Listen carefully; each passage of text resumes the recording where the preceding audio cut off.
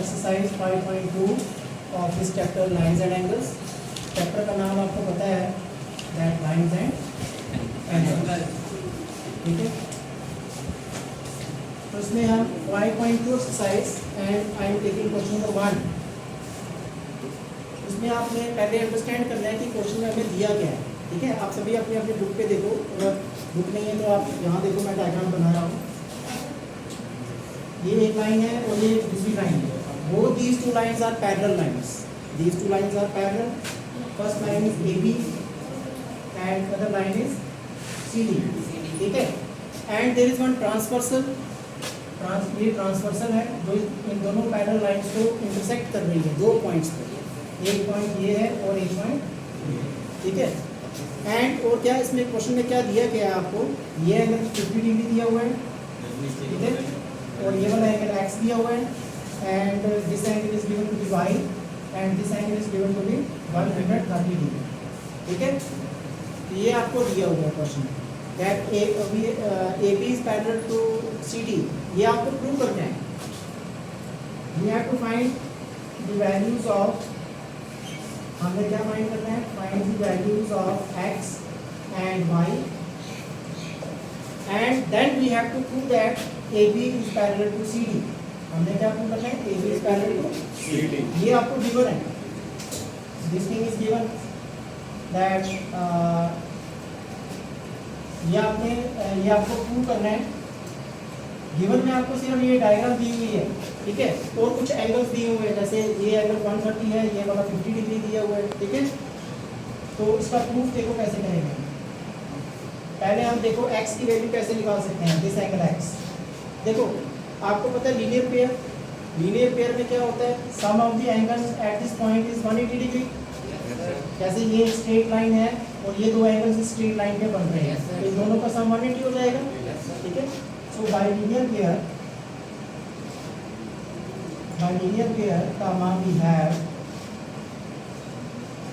50 degree plus x equal to क्या आएगा, 180 degree. ठीक है, यहाँ से x की वैल्यू निकल सकती है 180 degree minus 50 degree, that is equal to 130 degree. ये आपका x आ गया। समझा गया सबको? क्या यूज किया मैंने इसमें, linear pair axiom. Linear pair में क्या होता है, sum of all the angles at a point is 180 degree on a straight line, on a straight line. Similarly now आप मुझे आप बताओ इस y की वैल्यू कैसे निकालेंगे। ये मैंने आपको ऑलरेडी एक्सप्लेन किया हुआ है कॉन्सेप्ट। अल्टरनेट एंगल्स क्या होते हैं, वर्टिकली अपोजिट एंगल्स क्या होते हैं।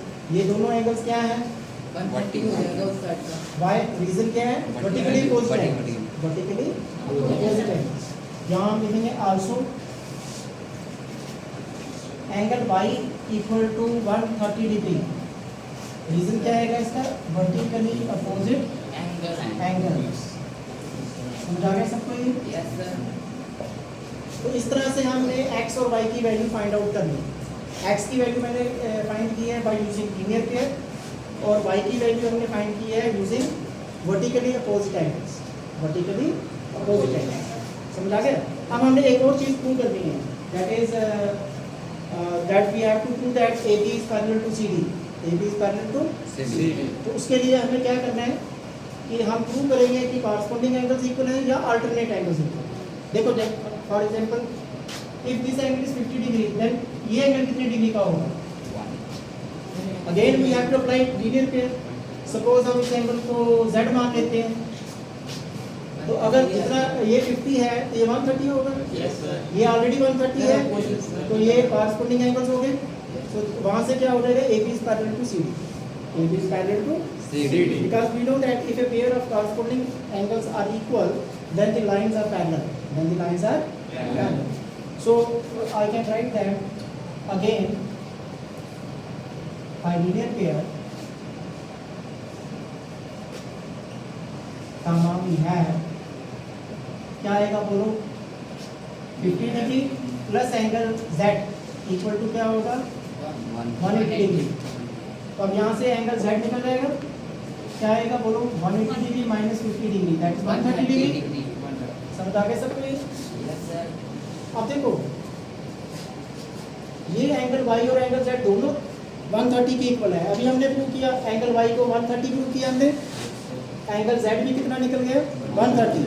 सो now angle y equal to angle z both are equal to 130 degree, that means angle y equals to angle z, but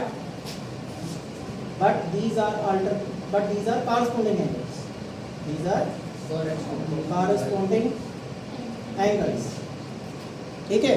so therefore AB is parallel to CD, lines क्या हो जाएंगी हमारी parallel हो जाएंगी। क्यों, रीजन क्या है, because हमने ये प्रूव किया है that pair of corresponding angles is equal, या कॉरस्पॉन्डिंग एंगल्स इक्वल हो या अल्टरनेट एंगल्स भी अगर इक्वल है तब भी लाइंस क्या होती हैं पैरेलल, क्या होती हैं, समझा गए सबको ये, हैंड्स देखो, एनी डाउट, सबको आगे समझ करो ये बात।